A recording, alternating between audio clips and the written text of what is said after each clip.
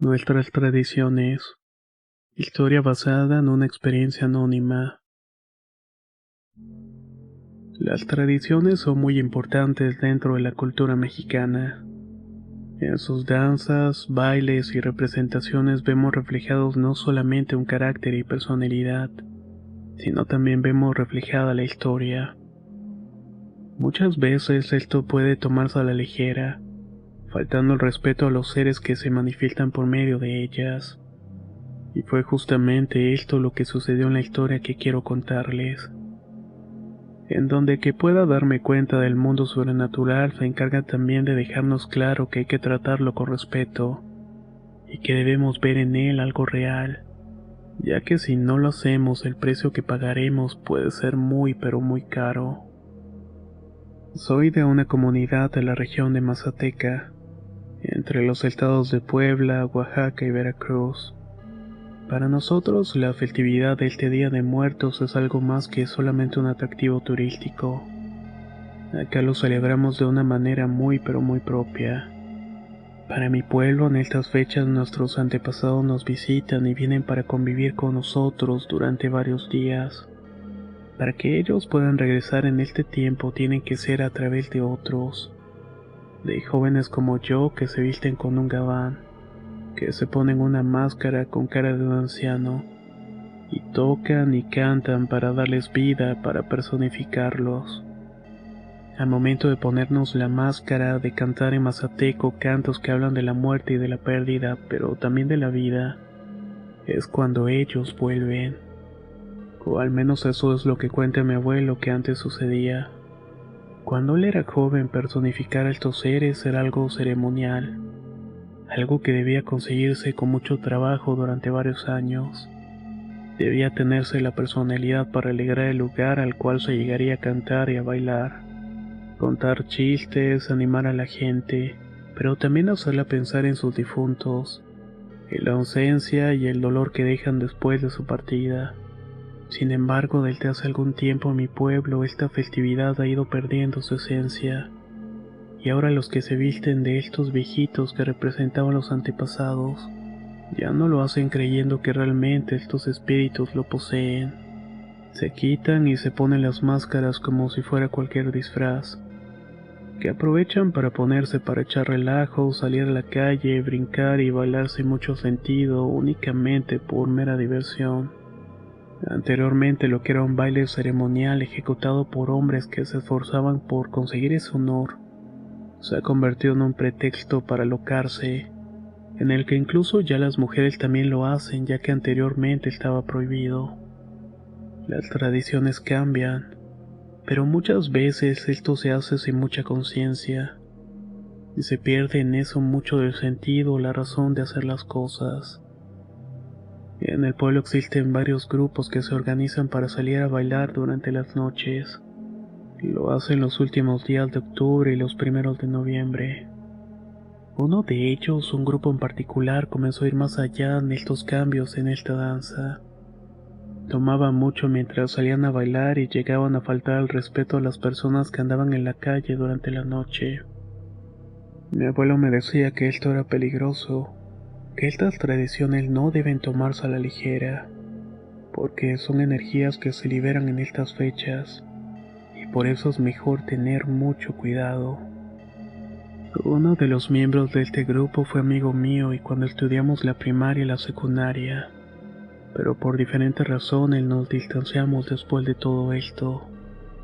No supe mucho de él los siguientes años hasta que vi que formaba parte de este grupo. Salía a hacer desmanes por las noches vestido con los trajes ceremoniales. En una ocasión en la que me encontré en la plaza del pueblo me acerqué con él para platicar. Cuando le conté lo que mi abuelo me decía de la tradición y el respeto en el cual debíamos celebrar las fechas y personificar a estos seres que vienen de otra dimensión a convivir con nosotros, reaccionó de manera molesta y de forma agresiva. Me dijo que no estaba para sermones o historias sin sentido y que no me había pedido mi opinión. No pude hablar más con él en esa ocasión ya que se fue del lugar sin dejarme explicarle más o que fuera a disculparme. Supe por una de mis hermanas y también por mi madre que su grupo salía a bailar por las noches, que cada vez se alocaban y bebían más y más. La mayor parte de la gente del pueblo evitaba ir por la zona en la que ellos estarían, más que nada para no ser molestados o tener algún problema. Una noche, cuando el día de los fieles difuntos estaba cercano, llovió muy fuerte en el pueblo. Terminó bajando una neblina densa y muy espesa que hacía que fuera difícil incluso caminar entre las calles o ver con claridad. La mayor parte de los grupos regresaban pronto a sus casas cuando el clima es así y otros prefieren mejor no salir. A medida que avanzaba la noche comenzó a caer una lluvia muy fuerte, una que hizo que la luz se fuera en la mayoría de las casas y calles. Así estuvo durante un buen rato. En un clima como ese era mejor quedarme en casa e irme a dormir temprano. Recuerdo que mi abuelo antes de despedirnos dijo que esa lluvia no era común, que era lluvia de mal augurio y que seguramente algo iba a suceder, y probablemente no iba a ser algo bueno. Nadie dijo nada, pero sí se respiraba un aire de tensión y de incertidumbre. Por la mañana cuando despertamos se respiraba un aire extraño. No sabíamos si había sido lo que dijo mi abuelo la noche anterior o si era el clima que seguía estando muy frío y húmedo. Cuando mi mamá regresó del molino para traer la masa con la cual haría las tortillas, nos dio la noticia que se escuchaba en todo el pueblo. El chico con el cual había estado hablando días antes había desaparecido y no lo encontraban. Su familia estaba muy preocupada y lo estaban buscando por todas partes. Varios del pueblo se organizaron creyendo que sería más fácil encontrarlo, pero pasó ese día y nadie lo encontró. Cada vez la noticia se fue haciendo más grande y pronto no había nadie en el pueblo que no supiera de su desaparición. Algunos decían que se había ido de fiesta a otro pueblo y que seguía por allá. Otros contaban que los espíritus que venían en esos días se lo habían llevado o que andaba perdido en el cerro. Llegó el día de muertos y eran muy pocos los que salieron esa vez. La mayoría estaban preocupados por la desaparición del joven, que al igual que ellos noches antes habían salido a bailar como si nada. En el panteón y las calles había un gran silencio. El pueblo se recorrió varias veces para ver si la encontraban, pero no aparecía por ninguna parte. El clima se mantuvo lluvioso todos esos días y el ánimo y la música volvieron a ser los mismos que decía mi abuelo. Esos aires que se respiraban cuando él era joven, aires de melancolía y respeto. Cuando pasó el día de muertos, el pueblo despertó con una noticia que desconcertó y sorprendió a todos. El joven que estuvieron buscando había aparecido y un amigo suyo lo había encontrado y estaba en el puente que cruza el río. Lo encontró muerto colgando de su gabán. Al parecer cayó, se resbaló y quedó atrapado de la prenda. No pudo zafarse y terminó asfixiándolo y causando su muerte. Los últimos que lo vieron comentaban que estaba muy tomado y que se había ofrecido llevarlo a su casa, pero él se había negado y prefirió irse por su cuenta. Se empezó a rumorar que alguien lo había hecho para desquitarse de algún problema, o también decían que había tomado la vía fácil. En los pueblos los rumores corren mucho y bastante rápido, pero lo que la mayoría creía es que se había tratado de un accidente y que seguramente por la lluvia y la neblina había resbalado. El gabán se había atorado y al no poder zafarse de él, seguramente por su propio peso y también por la falta de conciencia, bueno, terminó pasando lo que pasó. Los siguientes días se hicieron los ritos para despedirle. Fui a la misa y al panteón sin poder creer que apenas días antes habíamos platicado. Cuando regresé a casa después de que se enterró el cuerpo, hablé con mi abuelo de lo que había sucedido. Para él no se había tratado de un accidente.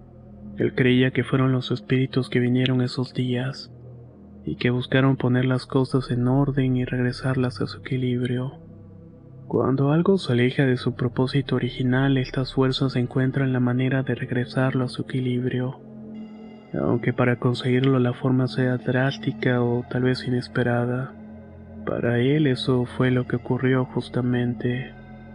Tiempo después de que esto pasó y que se pudo pensar con más claridad cómo habían pasado las cosas, Nos dimos cuenta que el puente en el cual el cuerpo fue encontrado varias veces se cruzó mientras él estaba buscando, pero nunca se le vio para nada.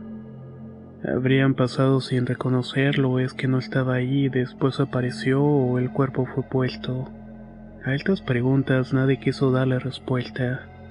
Ni intentaron averiguar más y ni siquiera su familia. Estuvo algunos días desaparecido y eso es cierto, pero quién sabe qué pasó en todo ese tiempo. Si habría sido llevado a otro lugar por estos seres o simplemente se trató de un accidente. Para muchos lo que ocurre en estos días no son solamente meras historias o leyendas para entretener o divertir a las personas, sino más bien son relatos que cuentan verdades de otro tiempo que nos ayudan a entender nuestro presente. Los espíritus que se manifiestan en estas fechas abren portales, donde la vida y la muerte borran por un momento sus fronteras. Falta para que se acerque de nuevo estas fechas, y en el pueblo se recuerda por lo que sucedió con aquel joven. Que las fiestas y tradiciones hay que tener respeto. Ponerse un gabán o una máscara son solamente más que eso. Son una forma de dar vida y también una forma de encontrar la muerte.